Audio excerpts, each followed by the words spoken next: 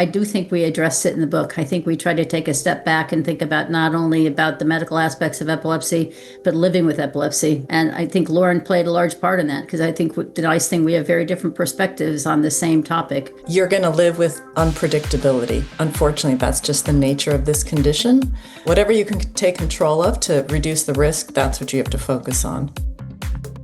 Hey, I'm Greg Grunberg, and welcome to Talk About It, the podcast where we focus on topics that everybody should be talking about, and hopefully they will, or not only talking about, but screaming about. Epilepsy shouldn't keep you from doing anything that you want to do. Talk about it. Talk about it. Talk about it. This season, we are going to continue to talk about living with epilepsy, like my son and millions of Americans who do. We're also going to be looking at other related conditions and causes. Our goal is to knock down, drag out, eliminate stigma, and raise awareness. Oh, and hopefully have a laugh or two along the way. Each of our episodes will feature amazing advocates and champions. We will learn together how to make a real difference in our own lives and in the lives of our communities. Talking about it is important. It's all about connecting. Talk about it. Talk about it. Talk about it. Talk about it. Talk about it. Talk about it. Thank you for talking about it. Thank you for talking about it. New season, new look, new sponsor.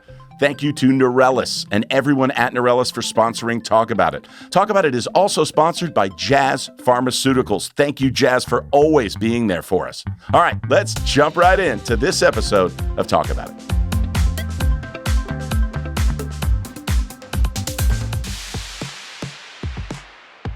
Welcome to another episode of Talk About It, and this is part one of two parts. This episode is so needed because the two people that we're going to have on the show, they wrote a book, and that book is incredibly needed. Like, we've needed this book forever. You know, the series of books where it's like, you know, plumbing for dummies and this for dummies, that for dummies. We need Epilepsy for Dummies. There's so many questions, so many aspects to having epilepsy or your child having epilepsy, caregivers, patients.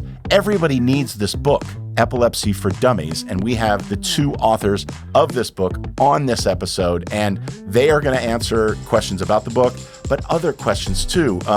Dr. Elizabeth Thiele, she is an incredible doctor. She's an epileptologist, neurologist specializing in TSC and ketogenic diet. We'll get into all of that. We have some great questions for her.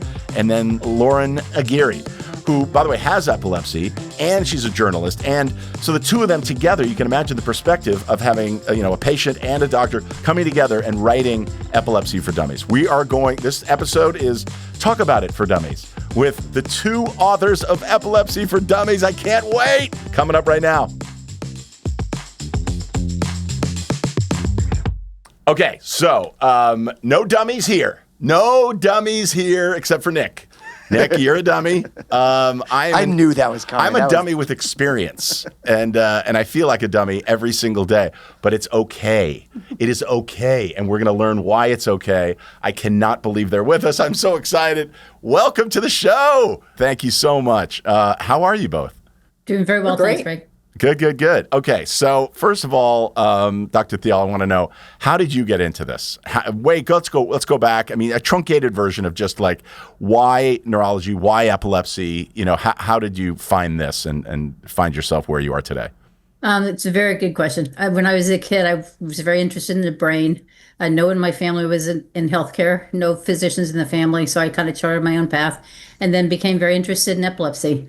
And so for 30 years now, I've been taking care of kids with epilepsy, and it's been a privilege, actually, to be with these families and kids as they chart this journey. So I was very excited to work on this with Lauren, because one thing people living with epilepsy need is awareness and education and understanding. Absolutely, and that's what Talk About It is all about, and you guys have really put it into just the perfect form here with the book. Lauren, how did you get involved? How did this partnership and why epilepsy? Like, why did you take on this project?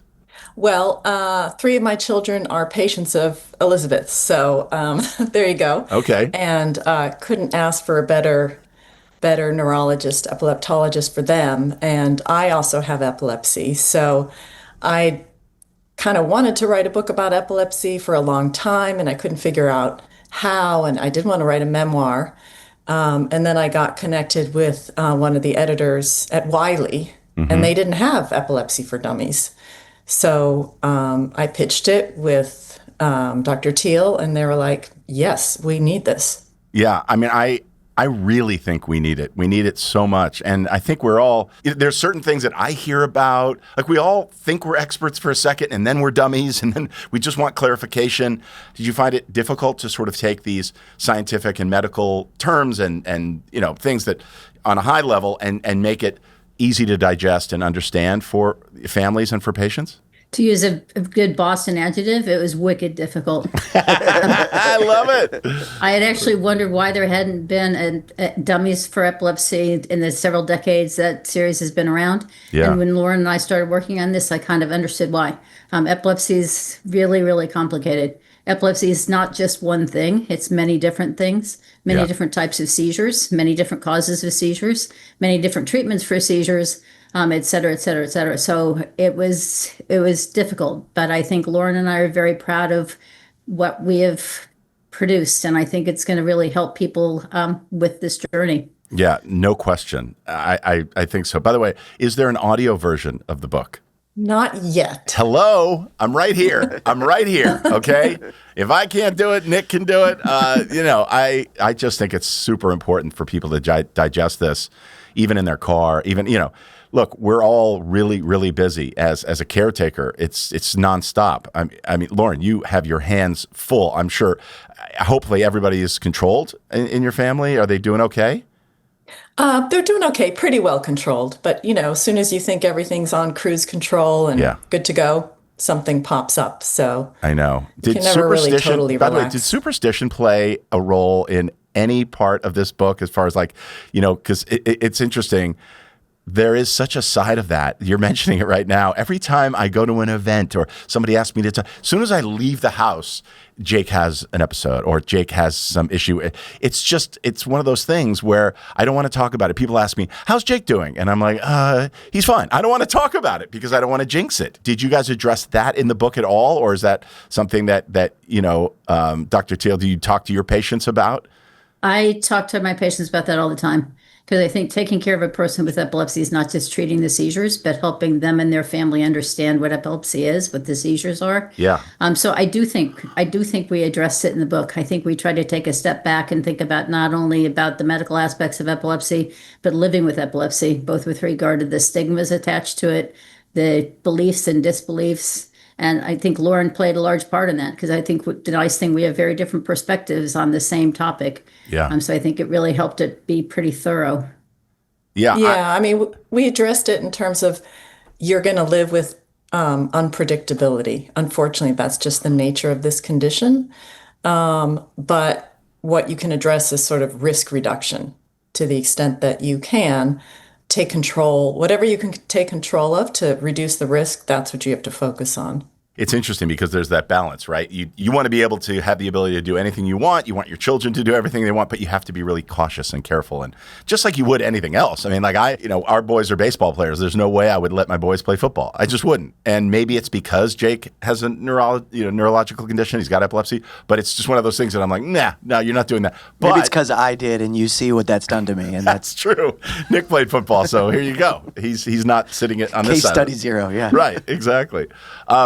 What's the biggest thing that, Lauren, that you have so much experience, obviously. I have so much experience. I always talk about this. I'm like, I wish I didn't know as much as I do. I know so much about medications. I tell doctors sometimes when we go to the emergency room, they're like, I've never even heard of those medications. I mean, Dr. Thiele, you obviously, right? It's changing so quickly. But what was the biggest thing from both of you? But Lauren, what was the biggest thing that you learned in your journey, writing Epilepsy for Dummies? First of all, I learned how little I knew. I learned some things, my daughter's 30, and I learned some things about how her brain was affected because she started having seizures, as a baby, as a toddler, that had never made sense to me before. For example, she can't tell when she's getting too hot, and she can't tell when she's hungry. But if you have seizures uncontrolled for a long time, that can affect your autonomic nervous system. So maybe that's why. That's so interesting. Wow. Yeah, I never even knew that. See, I'm a dummy. I get it. And Dr. Thiele, what about you? What did you learn in this process from Lauren, from the patients that you cite, and all the stories that you tell? I think that it's really way more than the seizures for anyone living with epilepsy. It's the unpredictability, it's the medications, it's the limitations on what you can do, what you can't do. It's the fear of when the next seizure is going to happen. I think for me, a lot of it was taking a step back. I do this every day. I've done this every day for 30 years. Yeah. But taking a step back to look kind of the comprehensive world of epilepsy and how much it's changed in 30 years. Like you mentioned, the number of medications we have now. While Lauren and I were writing this book, on causes of epilepsy, genetics is becoming a bigger and bigger cause. And I think while we were working on the book, the number of genes went up 100, right, Lauren? I mean, Yes, and we kept writing back and saying, can we increase that number? So it's the rapid, which is exciting because we're learning more about epilepsy. I think we are better understanding it. I think we're developing better ways of treating it, both with medications and other therapies. Yeah. So I think it's still a terrifying illness to have. It's a terrifying diagnosis for your child to receive.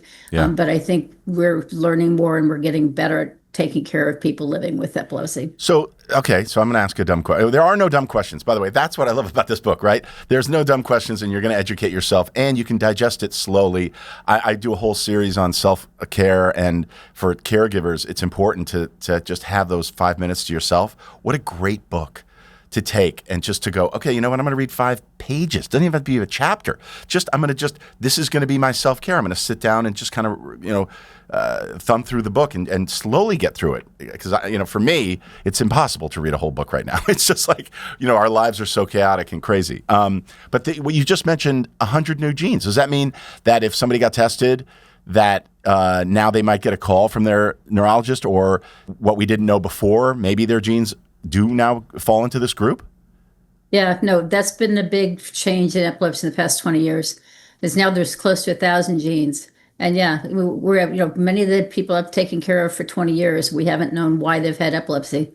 And now that all these genes are being identified, many times we can make a diagnosis. And the genetic testing has also evolved and changed over those years. Yeah. And it's great because, even if my child had been living with epilepsy for 20 years, if I could figure out why or find out why, even if it didn't change the story, it changes my understanding and my knowing why this happened, how this happened, et cetera. So I think finding the cause of a person having epilepsy is really important. 100%. Oh, this my God. evolution and genetic understanding of not only epilepsy, but many different human illnesses has really been transformative.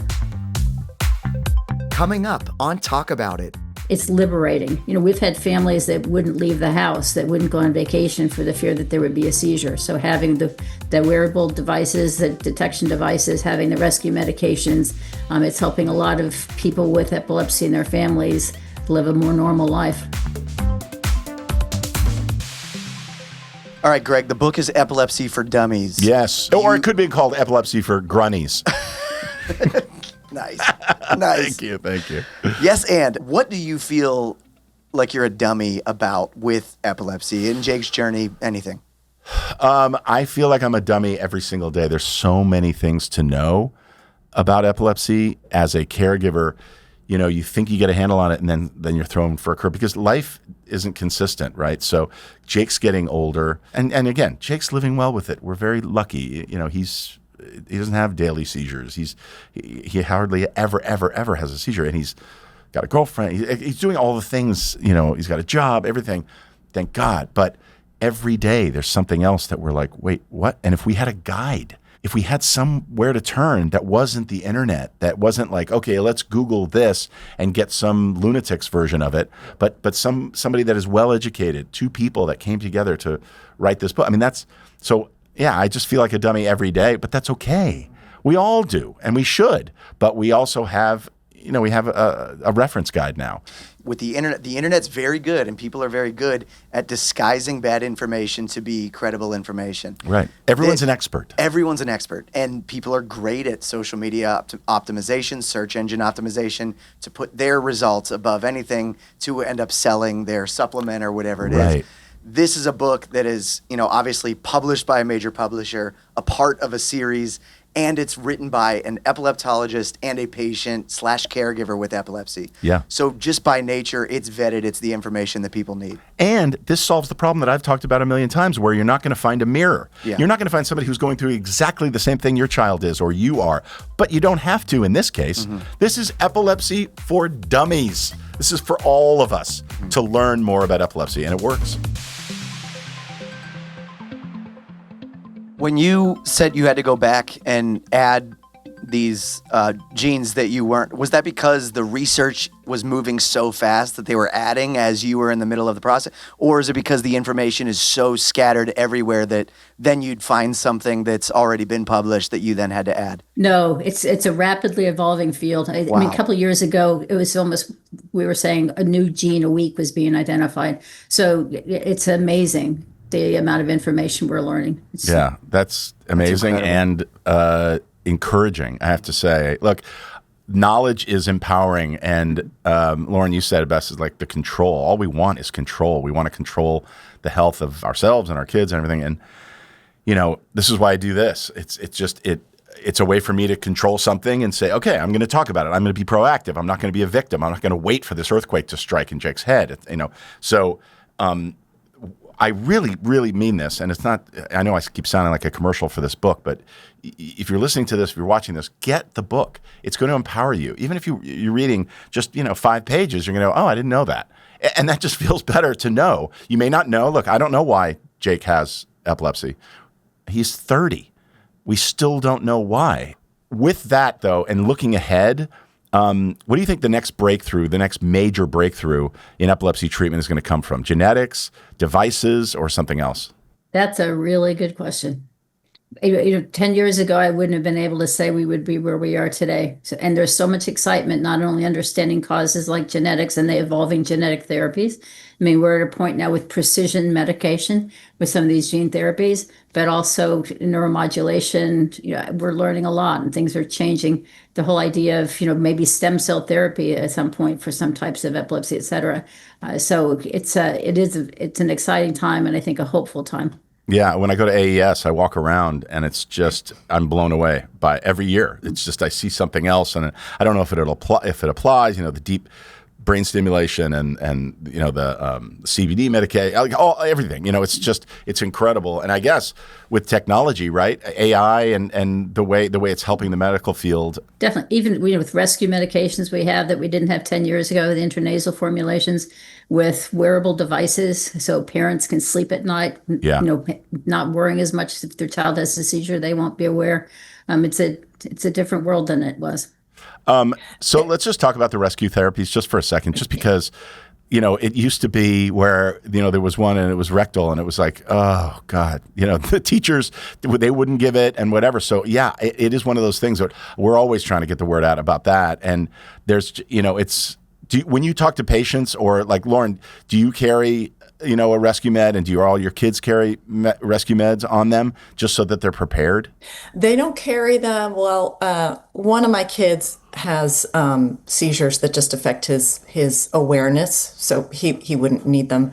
But they have them in their home, and my son, who's in college, has them in his dorm. But, he's often not with people. So, again, you can't reduce all risks. Yeah, but my daughter has one in her home, and I have one here. I know, but I still haven't figured out, what is the best way? Dr. Thiele, what do you tell patients? What's the best way so that people around you know? A bracelet? Having it on your phone? I mean, we have all those things at the disposal, and Jake has it on his phone under the medication that says all the medications. I have epilepsy, blah, blah, blah. But you don't want to have a shirt on that says, I have epilepsy. Right. But at the same time, you want everyone to know, because it's very simple. It's not that difficult to treat, when somebody has a seizure.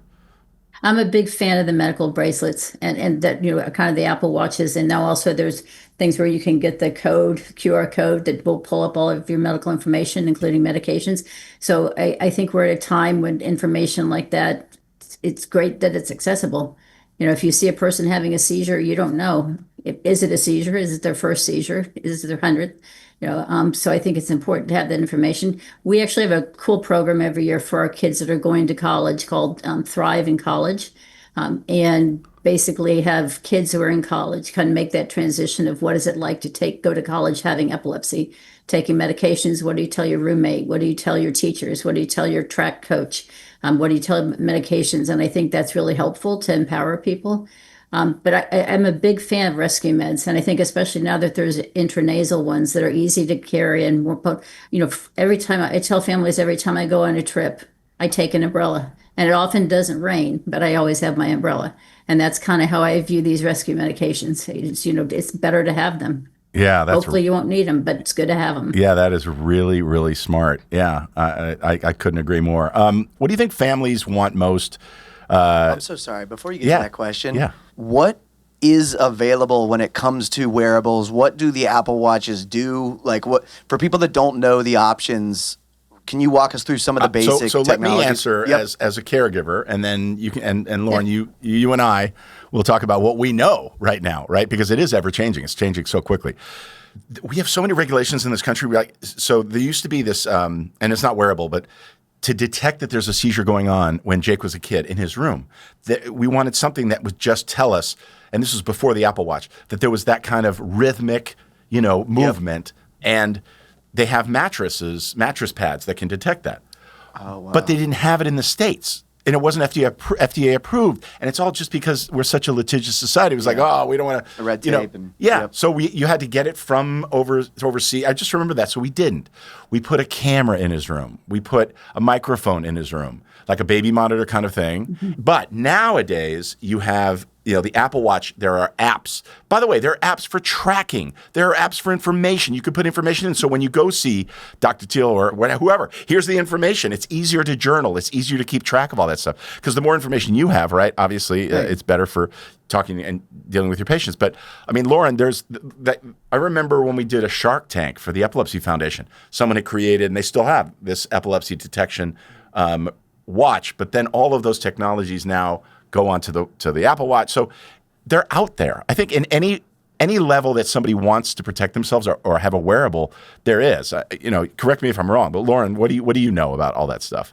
Well, I think you're more of a user than I am, just because my kids don't have seizures that frequently. Yeah, Jake doesn't either, though. Jake's doing Jake's doing fine. I do not use that term seizure free because it jinxes it.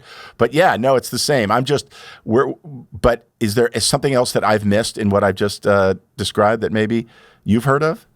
I don't think so.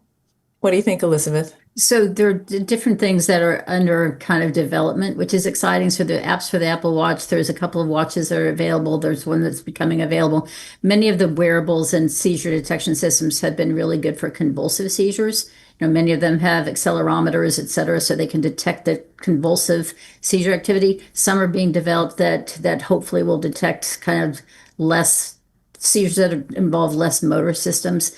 But we looked at this years ago because especially going to sleep at night, many kids that have epilepsy are afraid to go to sleep at night. Their parents are afraid to go to sleep at night. And so we know that that it really impacts the whole family. We have adolescents whose parents sleep in the room with them, for fear that there was going to be a seizure. So to have these devices that can be a warning. Also, if I had epilepsy and I wanted to go for a run along the Charles, it'd be really nice if I had a wearable device that if I had a seizure, it could alert someone that I was having a seizure.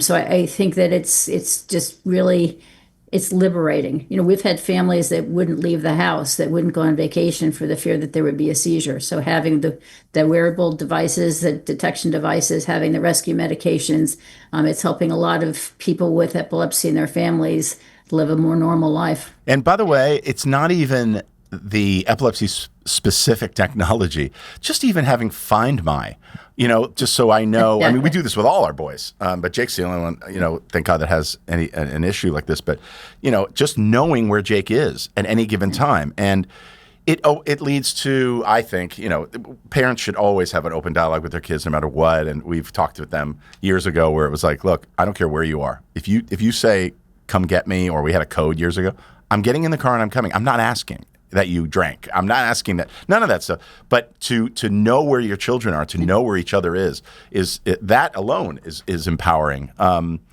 right. Yeah, and even the Apple Watch has the fall detection, right? Right. Yeah, but I think the good old-fashioned bracelet really helps too. Yeah. Not that people always look for it or follow the instructions. Right, but the more knowledge people have around you, if something happens, the better, and and they have those little rubber ones now. So it's like you can just have all the information you want on there. Coming up on Talk About It. Because I think a lot of times parents, family members feel like the physicians don't really listen. I agree, listening and honesty, but also never giving up hope, because there are things coming down the line and you're going to keep trying. So I just wanted to break away and talk about fear, right? Because we're throwing the word dummy around. Dummy is just, it's like ignorance and, but not intentional ignorance. It's not like you're aggressively ignorant and you don't want to learn about it. We all want to learn about it, but it's scary. And the fear that drives you, I recently had a friend and she was diagnosed with epilepsy. And at first she was like, I don't think I have it. And I just had one episode, and, you're looking for excuses, really. You're looking for a reason why you had that seizure, and I don't want that label. And it's all out of fear. If you have the knowledge of, you can sort of quell your fears and go, oh, okay, no. But I know that that's not true. And I know that there's a solution. And I know that there are more medications and treatments, and arm yourself with that. Don't be afraid of the community. Don't be afraid of help, but especially don't be afraid of things like this book.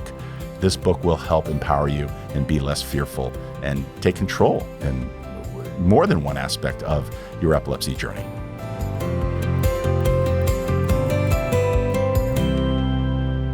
So, Elizabeth, so what do you think families most want their doctors to understand about their experience living with epilepsy? And this is for both of you, but when your patients come in, you have such a limited time with them, and not everyone is like you. And look, everybody's got a different bedside manner, but I have experienced, you guys are just absolutely incredible. I say it over and over again, but the patience, not your patience, but the patience that you take with the patients is just astounding, given the level of stress and how serious epilepsy is. But what do you think is something that families just want their doctors to understand? I think it's a lot of things. I think it's the fear of what's wrong with my child or my family member, that they're having these seizures, what's going to happen. I think it's, all of us want to know what our children's future looks like, and kind of throwing epilepsy in there makes it more complicated. I take care of a lot of kids with a rare epilepsy that's really poorly misunderstood. TSC. And TSC and another epilepsy that's also poorly misunderstood. And someone once asked a parent who was talking to a bunch of residents, we're just starting our journey being physicians. What advice would you give us? And this mother looked at this resident and said, just listen. Listen to what the parents are saying. Because I think a lot of times parents, family members feel like the physicians don't really listen. Yeah. And although I might be pretty good at treating epilepsy, I'm never going to be an expert in someone else's child. Yeah. And so I think taking care of and optimizing the life of someone with epilepsy is working as a team. It's really not the same physician-patient relationship as in other areas. And so I think, Lauren can probably tell you even better what parents want to know, but right. I think I know it's listening and caring, not just about the seizures, how their kids are learning, how they're behaving, how, if I was an adult with epilepsy, how it was impacting my life other than the medicines I had to take and my concern of having a seizure. Yep. Yeah, I agree. Listening and honesty, but also never giving up hope, because there are things coming down the line, and that's something I know we always felt with you, not to embarrass you, but it was like, you're going to keep trying. It's interesting. It's an unfair position that you're in, because Elizabeth is your doctor. But to just talk just bluntly, and we as caregivers and patients, if you're listening, you don't have to be perfect when you go in to the doctor's office. It's like, you don't have to say the exact specifics. A doctor is going to hear about your whole life, the way your whole life is, and they're going to be able to pick things from that. So don't feel like you have to go and be completely organized and have everything right and say it right. Just be honest and open. And the other thing is that I've noticed with Jake and other patients that I've people that have epilepsy, they take it personally. It's like they go in and they want to say, everything's fine. No, I haven't had a seizure in a long time. And it's like, it's okay. It's not you. It's not you. You haven't done anything wrong. It's epilepsy. It's just out of your control. So be honest and open. And because, I mean, we've both heard, when people say, like when they realize that they have epilepsy or they're given the diagnosis that was a seizure, then they all oftentimes, I'm sure 90% of the time go, you know what? Now that I think about it, I was driving once and I can't remember how I got from here to here, or I was sitting at a light, or somebody talked to me and suddenly and they realized that they had been having seizures for a while, or whatever. And that's just part of conversation. Talk about it. Don't be afraid to open up and talk about it, right? Yeah. And actually that reminds me of something we were talking about, readers, who's going to read this. And actually we really hope that it's not just caregivers or people with epilepsy, but also educators, really anyone who comes in contact with the public, because lots of people have unrecognized seizures and kids have unrecognized seizures, and because they can be very subtle, and the sooner they're recognized, the better. Yeah, that's really, really important. You do not have to be in the world of epilepsy to get tremendous value from this book. Everybody needs to know. I mean, this is the kind of thing where, if you see someone have a seizure, and by the way, we all talk to somebody and they're like, oh yeah, I was on the bus or I was in class, and everybody has experienced this, unfortunately, because it affects so many people. But everyone should know what to do. That's why our videos at talkaboutit.org, we just hit, I have to say, I'm very proud, this morning, 350,000 subscribers. Oh, wow. So get ready. Wow. We're selling some books. Everybody needs to have this book. And I'm just proud of it. Ken and Pierce and Nick and I, it's like we're putting these little bits out, these little bits of information. And it's important that everybody knows, not just people that are directly, impacted. Okay, so this will end part one. Okay, but it's really important. When is the book available? Where is it available? I mean, the Dummies series is everywhere, so you can't avoid it. Hopefully they're publishing it everywhere that all those other books are available. So it's available October 28th, wherever you buy books, obviously online, Amazon, your local independent bookstore. And I think it's available for sale from any country, but it's only in English right now. Oh, okay. So instead of buying candy for Halloween, I think I'm going to hand out Epilepsy for Dummies at the door. I mean, I'm going to be a popular neighbor, I'm sure. Attention! This just in. The ebook version of Epilepsy for Dummies is now available for purchase. The electronic book, the ebook, the digital version of Epilepsy for Dummies, now available for purchase. What I'm really excited about, Greg, is I think it's a book with a lot of really important, incredible information, and it's very reasonably priced. Yeah. I buy academic textbooks and, they're really expensive. And this is a book that I think Wiley is very responsible. They price them where people can access them. That's great. I'm wicked excited about that. That's so good. Okay. I'm going to ask you both, just before we end, answer this question or finish this. The most misunderstood aspect of epilepsy is, Elizabeth? That it means something's wrong with your brain. I love it. And Lauren, what do you think as a patient and a caregiver? As a patient, I think that it looks a certain way, and that's all it is, that the way you see it on TV or in movies. So now it's my fault. Which is not the case. Okay, I get it. So you're blaming me. Right. I understand. TV and film. Yes, I am. Okay, thank you so much. You guys, please, if you're listening to this, you're going to want to stick around for part 2. That's going to be coming out in a week. Couple weeks. Yeah, a couple weeks. So look out for that. Thank you so much for joining us. And again, Epilepsy for Dummies. Get your copy. Pre-order it. Go to your store. Go to Amazon. Go to your local bookstore first and foremost, and buy this. Like Elizabeth said, it's not expensive, and it's completely. It's got so much value in it, and you'll learn so much from it. Thank you. Thank you. Thank you for having us. That was absolutely incredible. I feel less dumb. Is that possible, Nick? I think I feel less dumb. They are so wonderful. Stay tuned for part 2. That'll be our next episode. Epilepsy for Dummies.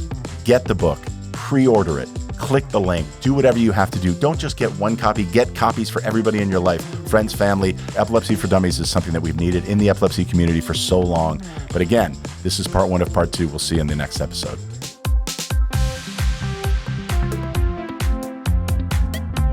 Thank you for tuning in to this episode of Talk About It with Greg Grunberg. Sponsored by Neurology and by Jazz Pharmaceuticals. Thank you to our special guests for joining us, and thank you J.J. Abrams for the theme music that you're hearing right now.